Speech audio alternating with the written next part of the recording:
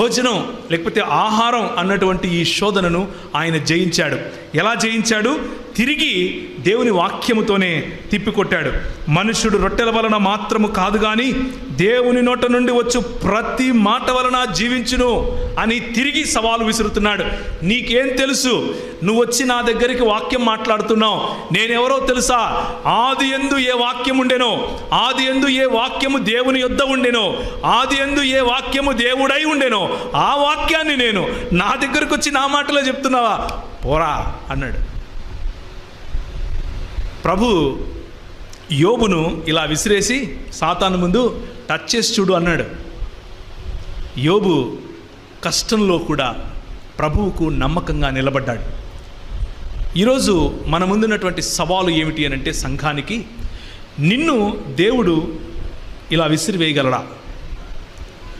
నిన్ను విసిరివేసి